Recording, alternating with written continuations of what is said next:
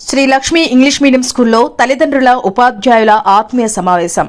Nellore Ranganayakulapeta Shri Lakshmi English medium స్కూల్లో correspondent Venkateswarlu మీడియాతో మాట్లాడుతూ తల్లిదండ్రులు ఉపాధ్యాయులు ఆత్మీయ సమావేశం ఘనంగా నిర్వహించడం జరిగిందని, తల్లిదండ్రులు ఉపాధ్యాయుల ఆత్మీయ సమావేశానికి పిల్లలు తల్లిదండ్రులు స్కూలుకు రావడం జరిగిందని, ఉపాధ్యాయులు చెప్పే విషయాలు తల్లిదండ్రులకి పిల్లలు తీసుకోవాల్సిన విలువలు అలాంటివి మరెన్నో పిల్లల తల్లిదండ్రులకి ఉపాధ్యాయులు తెలియజేయడం జరిగిందన్నారు. పిల్లలకు మంచి విషయాలు తెలపడం జరిగిందని, తల్లికి వందనం అందరూ లబ్ధి పొందాలని అన్నారు. ఈ ప్రభుత్వం పిల్లలకి ఇలాంటి మంచి పథకాలు చేపట్టాలని తెలిపారు. ఈ రోజు తల్లికి వందనం అనే ప్రోగ్రాము మా స్కూల్లో నిర్వహించడం జరిగింది. ఆత్మీయ సమావేశం అని తల్లిదండ్రులకు మరియు ఉపాధ్యాయులకు మధ్యన ఈ సమావేశం ఇక్కడ మా పాఠశాలలో Sri Lakshmi English medium school రంగనాయకులపేటలో నిర్వహించాము. చాలా ఘనంగా నిర్వహించాము. దీనికి మా విద్యార్థిని తల్లిదండ్రులు ఇక్కడికి రావడం జరిగింది. ఆ పిల్లలకు తీసుకోవాల్సిన విలువలు, వాళ్ళకు శ్రద్ధ, అవన్నీ వాటి గురించి మేము చర్చించడం జరిగింది. మా తల్లిదండ్రులకు ఎన్నో విషయాలు తద్వారా వాళ్ళకి తెలియపరిచాము. మా ఉపాధ్యాయులు మరియు ఈ క్రమంలో తల్లిదండ్రులు కూడా దీంట్లో మాట్లాడడం జరిగింది.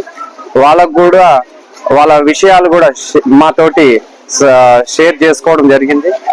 మరియు అలా ఈ తల్లిదండ్రుల ఈ సమావేశం ద్వారా పిల్లలు ఎంతో అభివృద్ధి చెందుతారని మేము భావించాము.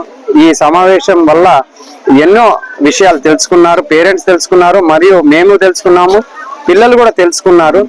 పిల్లలకు కూడా మేము మంచి సూచనలు ఇచ్చాము. తద్వారా మీరు గొప్పవాళ్ళు అవుతారు జీవితంలో అని తల్లిదండ్రులకు కూడా అదే విధంగా మేము తెలియజేయడం జరిగింది. తీసుకోవాల్సిన జాగ్రత్తలు కూడా చెప్పాము. ఏదైతే ఈ ప్రభుత్వం తలపెట్టిందో ఈ పథకం, ఈ తల్లికి వందనం, తద్వారా ఎంతో మంది తల్లిదండ్రులు లబ్ధి పొందారు.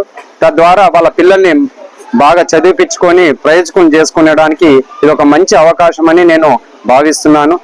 ఇట్లాగే ఈ ప్రభుత్వము మరెన్నో అవకాశాలు పిల్లలకు కల్పించినట్టయితే, మరెన్నో పథకాలు ప్రవేశపెట్టినట్టయితే ఇంకా మునుముందు మన పిల్లలు బాగా చదివి ప్రయోజకులయ్యి మన రాష్ట్రానికి మరియు మన దేశానికి ఎంతో ఉపయోగపడతారు.